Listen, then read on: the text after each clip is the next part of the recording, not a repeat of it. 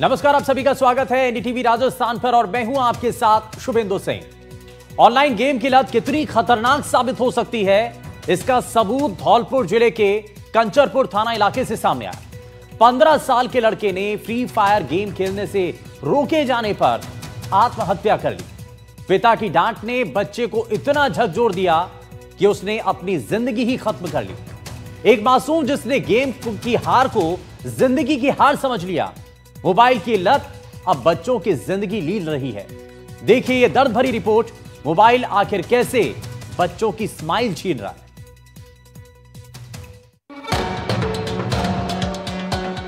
Online gaming ने ली मासूम की जान, मोबाइल गेम की लत ने छीनी जिंदगी।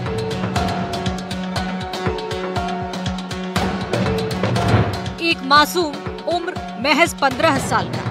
1 साल से एक गेम खेलना चालू कर दिया तो मैंने थोड़ा ध्यान दिया इस जगह। पढ़ाई से ज्यादा गेम में डूबा था मासूम। पढ़ाई पे ध्यान इसका कम था बिल्कुल। मैं डेली बोलता था ये गेम मत खेले बेटा। पिता ने डांटा, बेटे ने लगा ली फांसी। उसने आत्महत्या कर दी, फांसी लगा ली। फ्री फायर गेम ओवर, जिंदगी खत्म। मोबाइल की लत बनी मौत का कारण। दिल को झकझोर देने वाली खबर धौलपुर के कंचनपुर थाना इलाके के कुरेंदा गांव से सामने आई है।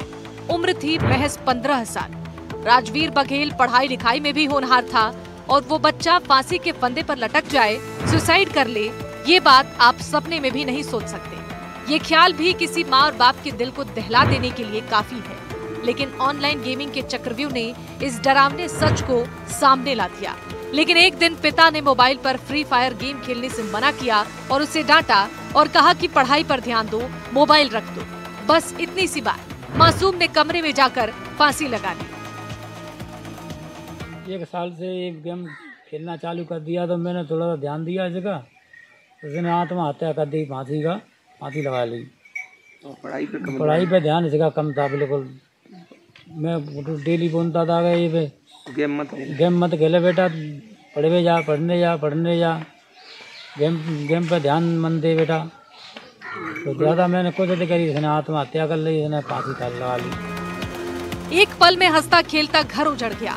मोबाइल गेम्स की लत अब नई बीमारी बन चुकी है, जहां बच्चों का दिमाग असली और नकली दुनिया में फर्क नहीं कर पा रहा है। सिर्फ एक क्लिक और हार के बाद कई बार वो जिंदगी से हार मान लेते हैं। इस घटना के बाद परिजनों में कोहराम मच गया है। पुलिस ने बच्चे के शव का पोस्टमार्टम कराकर अग्रिम कार्रवाई शुरू कर दी है। कुरेंदा गांव में एक लड़के ने फांसी लगाकर आत्महत्या कर ली थी। परिजनों ने बताया कि वो फ्री फायर गेम खेलता था, जिसके बारे में उसको टोका गया तो वो मोबाइल फेंक कर कमरे में बंद हो गया। 15 मिनट बाद पता चला कि उसने फांसी लगा ली है, जिस पर आज दिनांक को उसके परिजनों द्वारा एक तहरीर प्रस्तुत की गई, जिसमें मर्ग दर्ज कर अनुसंधान जारी है तथा पोस्टमार्टम कराया। इस घटना ने हर माँ बाप को झकझोर दिया है। जिस गेम में वो जीत नहीं पाया, उसी हार ने उसे मौत की ओर धकेल दिया। हर माँ बाप को अब ये सोचना होगा, बच्चों को मोबाइल देना प्यार है या खतरा, क्योंकि ये सिर्फ गेम नहीं, गेम ओवर है। अब मासूम जिंदगियों का आखिरी सिग्नल बन चुका है। धौलपुर से नीरज शर्मा की रिपोर्ट, एनडीटीवी राजस्थान के लिए। और फोन आजकल हर किसी के पास होता है, लेकिन ये फोन कैसे हमारे आने वाले भविष्य को बिगाड़ रहा है, उनके भविष्य के साथ कैसे खिलवाड़ हो रहा है और साथ ही उनकी जो स्माइल है वो कैसे छीन रहा है, ये जरा आपको समझने की जरूरत है। और जिसके भी घर में, जितने भी दर्शक इस वक्त ये कार्यक्रम देख रहे हैं, अगर आपके भी घर में छोटे बच्चे हैं, मोबाइल का इस्तेमाल करते हैं, गेम खेलने की अगर उनको आदत है, तो ये कार्यक्रम आपके लिए है। क्योंकि इसके साथ हम आपको बताएंगे, एक्सपर्ट्स का एक खास पैनल हमारे साथ कार्यक्रम में जुड़ रहा है, जो बताएंगे आपको कि कैसे आपको इन चीजों को डील करना चाहिए। जरा सबसे पहले इसी को समझने के लिए आज के खास पैनल से आपको मिलवा देते हैं। हमारे साथ बाल मनोवैज्ञानिक भाविनी तिवारी जी कार्यक्रम में हैं। भाविनी जी, बहुत स्वागत है आपका। हमारे साथ पेरेंटिंग एक्सपर्ट अनु मनोचा जी कार्यक्रम में हैं। अनु जी, बहुत स्वागत है आपका। हमारे साथ निधि के मदान जी मनोवैज्ञानिक हैं। निधि जी, बहुत स्वागत है आपका एनडीटीवी पर। और साथ ही हमारे साथ डॉक्टर बीएस शेखावत जी, जो कि वरिष्ठ मनोचिकित्सक हैं। शेखावत सर, बहुत स्वागत है आपका एनडीटीवी पर। और मैं इस पूरी चर्चा की शुरुआत सबसे पहले मैं निधि जी आपसे ही कर रहा हूं। कई चीजें हैं और बहुत सारे ऐसे पेरेंट्स हैं जिनके घर में बच्चे हैं लेकिन मोबाइल का इस्तेमाल करते हैं और ऐसे में गेम खेलने की आदत लग जाती है, तो उसको कैसे डील किया जाए, ये आज के समय में हर घर की परेशानी है। जरा सबसे पहले इसके बारे में बताइए। सर देखिए, ये जो मोबाइल है ना, ये आज की डेट में एक एडिक्शन बन चुका है।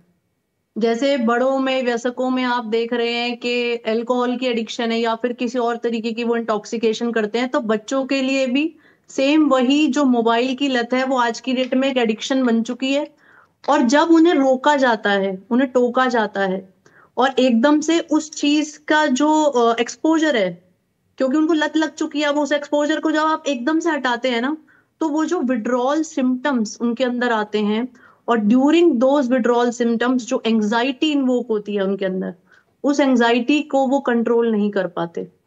और कहीं ना कहीं ये जो जान लेने की कोशिश करना, अपने प्राण त्यागने का प्रयास करना, ये क्या है? ये भी एक एंजाइटी की साइकिल ही है।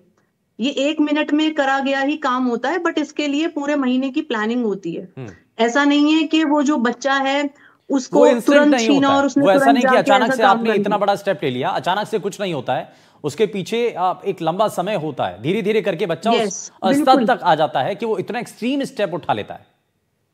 बिल्कुल सर, बिल्कुल। उसके पीछे पूरी प्लानिंग होती है, पूरा वो डिसाइड करता है कि मैंने कब ये काम करना है।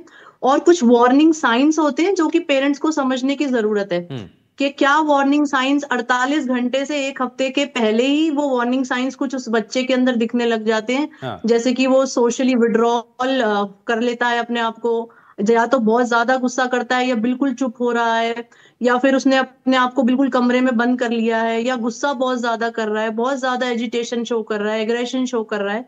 तो ये वार्निंग साइन समझने की बहुत ज्यादा जरूरत है और कुछ प्रोटेक्टिव फैक्टर्स देखने पड़ेंगे कि क्या उस बच्चे के पास वो सोशल कनेक्टेडनेस है, या उसकी फैमिली में किसी इंसान के साथ तो उसकी ऐसी बॉन्डिंग है कि वो सारी चीजें शेयर कर पा रहा है, वो अपनी एंजाइटी को स्टेबलाइज कर पा रहा है या नहीं कर पा रहा है। ये बहुत समझने की जरूरत है। यानी कि ये इतना पूरा बड़ा प्लान होता है। एक्सट्रीम अगर स्टेप कोई उठाता है तो उसके पीछे एक समय है और उस समय को आपको पहचानना होगा। उस वक्त बच्चे की जो जितनी भी हलचल है या जो भी मूवमेंट रहती है उनको आपको बहुत बारीकी के साथ देखना होगा। अगर आपको कुछ भी अटपटा लगे तो आपको तुरंत डॉक्टर से कंसल्ट करने की जरूरत है और इसीलिए हमारे साथ एक्सपर्ट्स भी लगातार बने हुए हैं। कैसे आपको पहचानना है जरा वो भी आपको बताते हैं और इसमें पहचानने के कई तरीके हैं। मैं इसमें शेखावत सर को जोड़ रहा हूं। सर, एक लंबा अनुभव है आपका, बहुत सारे केस आपके पास ऐसे आते होंगे जिसमें पेरेंट्स जो है अपने बच्चों के ऐसे बहुत ज्यादा एग्रेशन में आने के, बड़ा एकांत होने के, ना बात करने के, ऐसे कई केसेस आते होंगे। क्या ऐसे में पहचान कैसे की जाए कि बच्चा डिप्रेशन में आ गया है या बच्चा किसी चीज का बहुत ज्यादा एडिक्ट हो गया है, मोबाइल का खास करके, कैसे पहचाना जाए और कैसे उसको रोका जाए? देखिए, ये बहुत ही महत्वपूर्ण सवाल आपने पूछा है। दरअसल क्या है कि बच्चा कोई एक दिन में एडिक्ट नहीं बनता है। बच्चा धीरे धीरे इन गेम्स को खेलने लगता है और धीरे धीरे इनका आदी हो जाता है। उसका आदी हो जाने के पश्चात वो दूसरी चीजों में इंटरेस्ट लेना कम कर देता है। वो पढ़ाई नहीं करना चाहता, वो स्कूल नहीं जाना चाहता, वो लोगों से मिलना जुलना नहीं चाहता। उसका एक ही ध्यान रहता है कि उसके पास मोबाइल हो और जिसपे वो गेम खेलता रहे।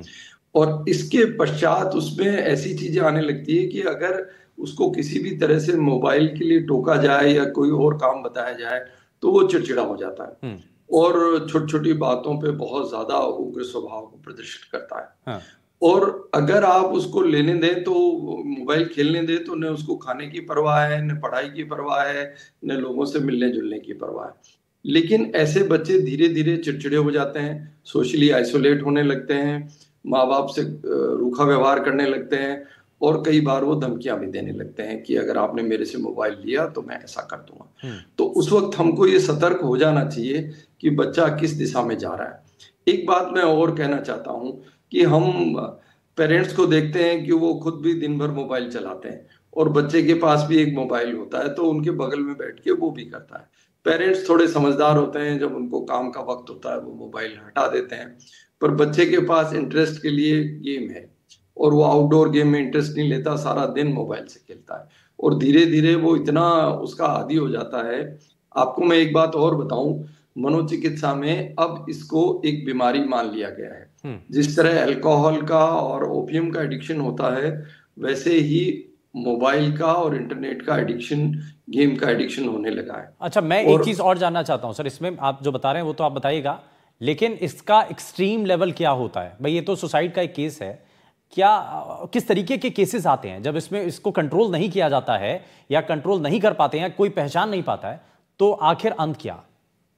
ऐसा है, ऐसे बच्चों को अगर रोका टोका जाए तो या तो वो आत्महत्या जैसा कदम उठाते हैं, कई बार वो अपने आप को नुकसान पहुंचा करके और पेरेंट्स पे दबाव बनाते हैं, अपने हाथ की नस काट लेते हैं और उनको धमकियां देते हैं कि मैं घर से चला जाऊंगा, या वो इस तरह की हरकतें करते हैं जिससे माँ बाप डर जाते हैं और उनको मोबाइल से खेलने देते हैं। और अगर फिर भी सख्ती की जाए तो आत्महत्या का तो आपने उदाहरण देख ही लिया, पर ये कोई अनकॉमन नहीं है।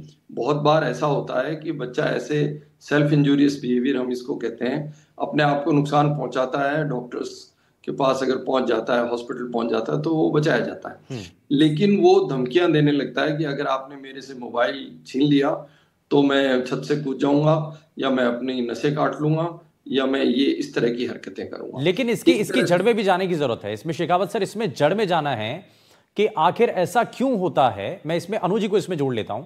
अनु जी, एक चीज हम ये तो बात कर रहे हैं कि भाई बच्चे के पास मोबाइल फोन आता है, वो गेम की लत लग जाती है और वो इतने एक्सट्रीम स्टेप उठाता है, लेकिन हम उस पर भी बात करना जरूरी है कि मोबाइल आखिर बच्चे तक पहुंच कैसे रहा है। भाई ये मोबाइल जो है पेरेंट्स ही तो दे रहे हैं शुरुआत में अपने काम को आसान करने के लिए, बच्चे को खाना खिलाने के लिए। आजकल हम देखते हैं कि छोटे छोटे बच्चे जो हैं उनको खाना खिलाने के लिए स्क्रीन टाइम उनको दिया जाता है, या तो मोबाइल पर उनको कोई कार्टूनिक चीज दिखाई जाती है या टीवी के जरिए उनको कुछ दिखाया जाता है। तो ये हम पेरेंट्स ही तो शुरुआत कर रहे हैं और वहां से चीजें बिगड़ती हैं। अनु जी। बिल्कुल।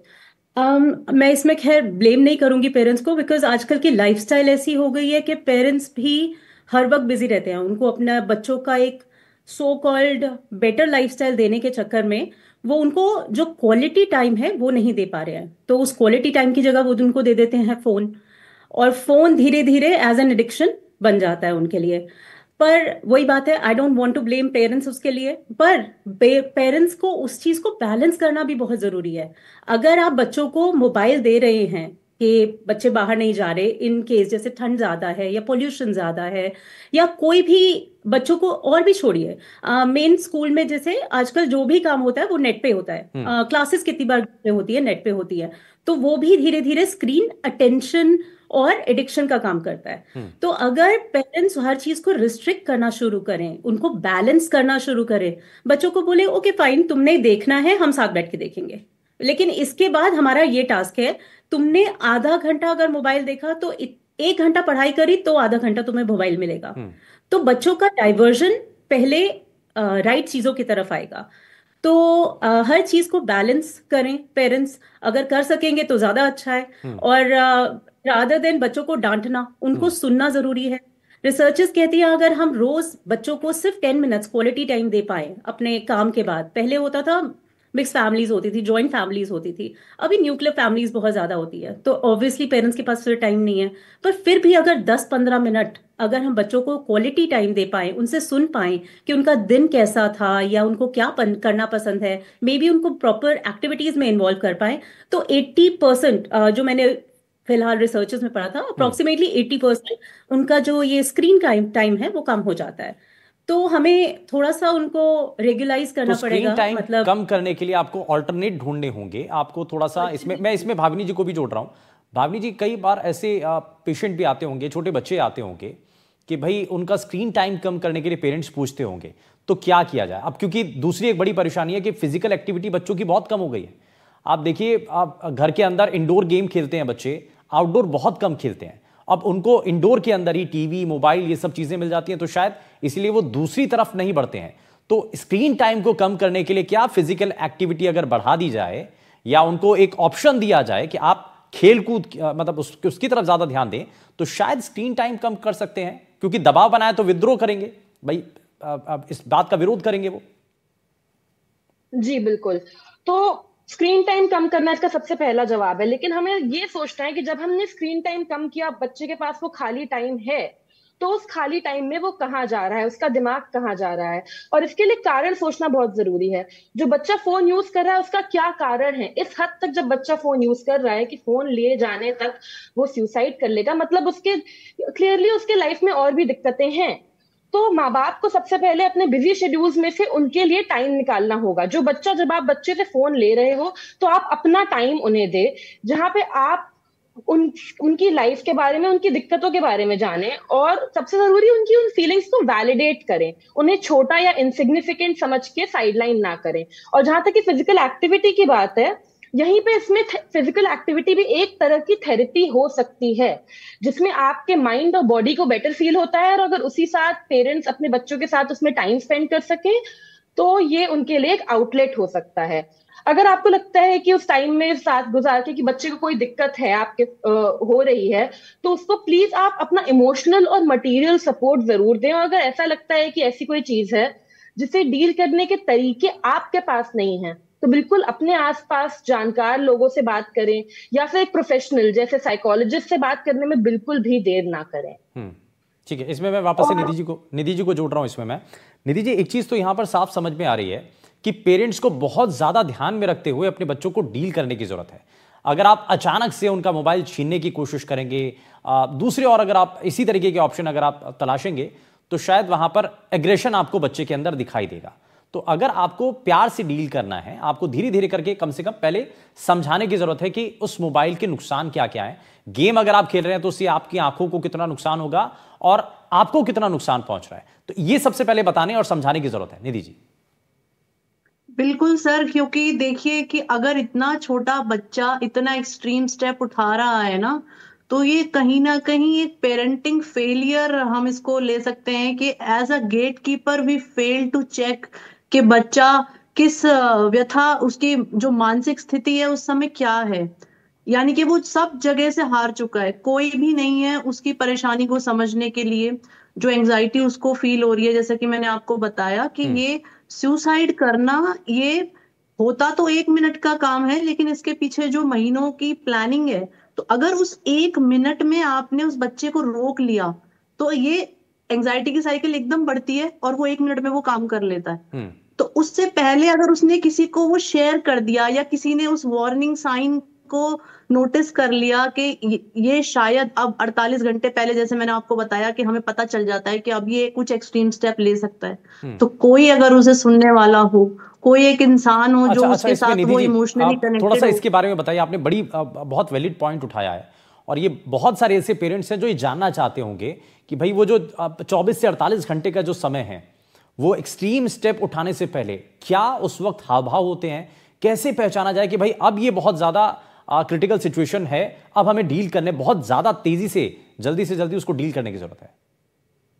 बिल्कुल, जैसा मैं आपको बता रही हूँ कि उस समय पे जो वो वार्निंग साइंस होते हैं ना, वो बहुत प्रोमिनेंट होते हैं, प्रोवाइडेड आपको समझने की जरूरत है। एंड इस समय पे जो ये समय चल रहा है जहाँ पे कंपटीशन बहुत ज्यादा है या मोबाइल एडिक्शन बहुत ज्यादा है, इस समय पे एज अ पेरेंट आपको बहुत ही विजिलेंट रहना है कि वो क्या वार्निंग साइंस है, आपके बच्चे के बिहेवियर में क्या चेंजेस आ रहे हैं। वो बहुत ज्यादा होपलेस फील कर रहा है, बिल्कुल अच्छा, अपने अलग अलग हो सकते शेयर हैं, नहीं कोई कर रहा शाय है, हो सकता है, कोई बात नहीं करेगा, कोई ज्यादा गुस्सा करेगा। बिल्कुल, सबके वार्निंग साइंस अलग हो सकते हैं, डिपेंड करता है कि आप समझ पाए। बस इस केस में तो ये है कि बच्चे की माँ नहीं थी, बट उसका कोई जैसे उसकी नानी थी, तो नानी घर पे नहीं थी, तो उस टाइम पे उसने वो काम किया। तो ये कोई एक इंसान ऐसा होना चाहिए जो उस वार्निंग साइंस को नोटिस कर सके, जिसको हम बोलते हैं कि कोई एक इंसान उसकी जिंदगी में as a gatekeeper act करता हो। हर इंसान को आज की डेट में गेट कीपर की जरूरत है। आप इस चीज के बारे में पढ़िए, समझिए और देखिए कि ये सुसाइड कोई एक बहुत ही कहने के लिए छोटी सी बात है, हम बोल देते हैं कि उसने ऐसे सुसाइड के थ्रू अपनी जान ले ली, लेकिन ये एक तब ही किया जाता है जब इंसान चारों तरफ से हार जाता है और उसके पास कोई सुनने वाला नहीं होता। तो जब भी अगर आपके बच्चे के अंदर कोई ऐसा साइन दिखे, आप अपने साइकोलॉजिस्ट से सलाह लीजिए। आप ऐसे, आजकल तो गवर्नमेंट की हेल्पलाइंस हैं, आप उन पे कॉल कर सकते हैं। सुसाइड प्रिवेंशन हेल्पलाइंस खोली गई हैं जिसके थ्रू आप फ्री में काउंसलिंग ले सकते हैं। तो ड्यूरिंग दैट प्रोसेस, जब आपको किसी को भी, व्यसकों में भी हो सकती है कि अगर आपको लग रहा है कि अब I am at the verge of committing suicide, या अब वो एंजाइटी की साइकिल मेरे हाथ से बाहर जा रही है ना, उस समय पे आप किसी को कॉल कर दीजिए, तो वहीं वो एंजाइटी खत्म हो जाती है और 1 मिनट बाद ही आपको लगता है ओ मैं क्या करने वाला था। समझ रहे हैं? तो वो 1 मिनट में ही काम होता है। हाँ, ठीक है। ये बड़ी अच्छी बात आपने बताई, मुझे लगता है हमारे दर्शकों के लिए बहुत ज्यादा फायदेमंद साबित होगी। मैं इसमें शेखावत सर को भी जोड़ रहा हूं। शेखावत सर, इसमें कुछ आप पॉइंट्स जोड़ना चाहेंगे? और दूसरा ये कि एक तो चलिए सिचुएशन ये कि हमने उस एक्सट्रीम स्टेप को अगर होने से रोक लिया, उस वक्त की सिचुएशन की हमने बात की है, उसको कैसे डील करना है ये, लेकिन उसके बाद की कहानी क्या है भाई? उसके बाद का जो प्रोसेस है, उसके बाद बच्चे को कैसे और हील करना है, कैसे उसको शांत करना है, कैसे उसकी काउंसलिंग होनी है, काउंसलिंग में क्या क्या होता है, थोड़ा सा उसके बारे में बताइए सर।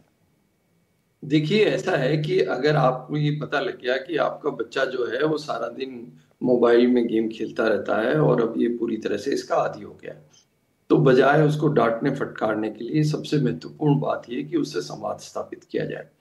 उस पे कम्युनिकेशन उसका बहुत अच्छे से होना चाहिए और कम्युनिकेशन उस व्यक्ति का होना चाहिए जिसकी थोड़ी बहुत वो सुनता हो। तो इससे क्या है कि वो अपनी भावनाएं व्यक्त भी कर सकता है और उस व्यक्ति की सुन भी सकता है। तो पहले तो आपको उससे अच्छे से संवाद स्थापित करना चाहिए, वो क्या सोचता है, उसको गेम क्यों खेलना है, उसके पास में और क्या क्या विकल्प हैं जिनमें वो रुचि ले सकता है। उसके पश्चात धीरे धीरे उसको ये समझाने की आवश्यकता है कि ये जो मोबाइल गेम खेलते हैं आप, इसके अलावा भी और दुनिया है, आप उसमें उसके साथ बैठ के खेलिए, उसको पार्टिसिपेट करने के लिए बोलिए, आप सोशल इंटरेक्शन के लिए उसको एनकरेज करिए, उसको अपने साथ जैसे बड़ा भाई या बहन हो तो वो उसको अपने साथ ले जाए, दोस्तों से मिलाए, पार्क में घूमने ले जाए या कोई दूसरा काम जो उसके लिए रुचिकर हो वो धीरे धीरे करें। तो धीरे धीरे आहिस्ता आहिस्ता वो मोबाइल की जगह दूसरी चीजों में भी रुचि लेने लगेगा। दूसरा, तभी वो आपकी बात सुन पाएगा जब आपका उससे बहुत अच्छा संवाद हो। अदरवाइज तो क्या है कि आपने कहा वो नहीं सुनेगा। तो बजाय सीधा सीधा डांटने के, एक तो हमको उससे अच्छे से संवाद स्थापित करना चाहिए, उसको हमको मौका देना चाहिए कि वो दूसरी चीजों में रुचि ले सके और हमको खुद शामिल होना चाहिए। कई ऐसी फैमिलीज हैं जिनमें पढ़ने लिखने का शौक है, तो बच्चे के साथ बैठ के खुद पढ़ते हैं, खुद भी किताब पढ़ते हैं, बच्चे के साथ भी पढ़ते हैं। और बचपन में अगर वो बहुत छोटा बच्चा है तो माँ अगर उसको एक पिक्चर वाली स्टोरी सुनाती है तो धीरे धीरे किताबों की तरफ भी उसका रुझान बढ़ता है। हम सब बचपन में किताबें और कॉमिक्स पढ़ के बड़े हुए हैं। तो अब जो चीज अभी है हमको ये भी ध्यान रखना चाहिए कि अगर ये नहीं है तो क्या है।